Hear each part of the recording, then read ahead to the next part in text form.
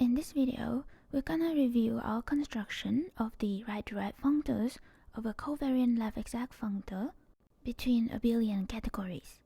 We will then dualize that for the case of contravariant functor.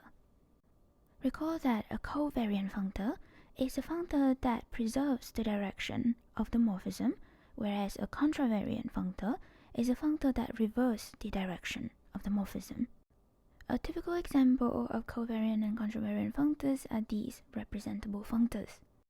Given a morphism from M to N, we get a morphism in the same direction from home xm to home xn, sending every morphism from x to m to the morphism from x to n obtained by composing that with phi.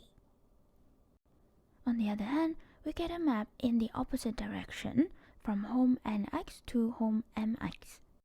Given a morphism from n to x, we can compose it with phi here to get a morphism from m to x. Thus, this functor is covariant, whereas this functor is contravariant. Alright, so now coming back, let us start first with the case of covariant left-exact functor. We have defined the right-derived functors of f on objects as follows. So given an object M in our abelian category, take an injective resolution of M. We assume beforehand that such a resolution exists. That is, we assume that our abelian category has enough injectives. Then we can apply f to it and get a cochain complex. The ith derived functor of f at M is then defined to be the ith cohomology group of this cochain complex. If we define the right-derived functor that way, then whenever we have a short exact sequence of objects in our category, we'll get a long exact sequence in terms of the right-derived functors. Note that the zeroth right-derived functor of f is just f. The reason for the existence of such a long exact sequence is due to the fact that given this short exact sequence, we can always form a short exact sequence of cochain complexes. This comes from the fact that these resolutions are injective. As is well known in homological algebra, given a short exact sequence of cochain complexes, we always get an induced sequence on cohomology. And thus we have defined the right-derived functors of f in a way that allow us to extend short exact sequences. Now there are a few things we still need to check. For example, is this definition independent of the choice of the resolution? We've also only defined these functors on objects.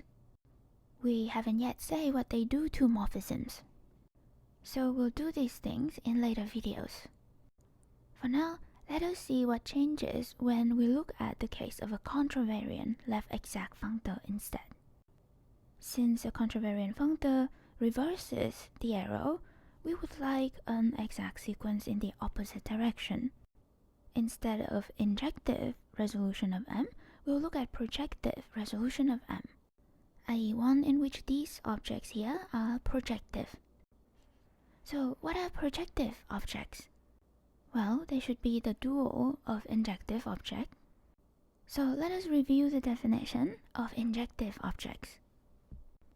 Recall that in the previous video, to construct a short exact sequence of cochain complexes, we start by forming injective resolution of M and L, and then we need to define these vertical maps here.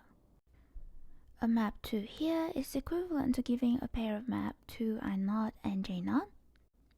We can easily get a map to J0 by composing this, and the map for I0 is obtained by extending this map from M to I0, right, to the whole of N. The reason that this was possible was because we have already assumed that I0 is injective. This means, by definition, that we can always extend morphisms to I0. Equivalently, it says that given a monomorphism from M to N, the following restriction map is surjective. This restriction map here sends every morphism from N to I to its restriction to M. Saying this map is surjective is just equivalent to saying that every morphism from M to I comes from restricting some morphism from N to I. And this is equivalent to saying that this contravariant functor is exact. Alright, so that's the definition of an injective object. Now, to motivate the definition of a projective object, let us see what we need to construct a short exact sequence of complexes in the opposite direction. As before, let's say we have formed these two exact sequences, and we now need to construct these vertical maps. And again, constructing this vertical map here is the same as giving a pair of maps from P0 to N and Q0 to N. We can easily get a map from P0 to N by composing these maps. Thus, it all boils down to constructing this map from Q0 to N, which we can think of as a lift of the map from Q0 to L. So we can cheat and assume that Q0 is the type of object for which such a lift always exists. Such an object is called a projective object. More precisely, a projective object can be defined in the following equivalent ways. Given an epimorphism from N to L, any morphism from P to L would lift to a morphism from P to N.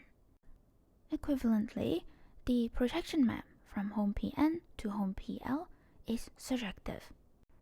This projection map sends every morphism from P to N to its composition with this epimorphism.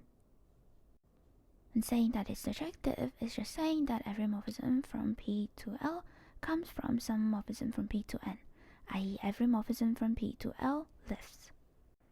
Now this is equivalent to saying that this covariant functor is exact.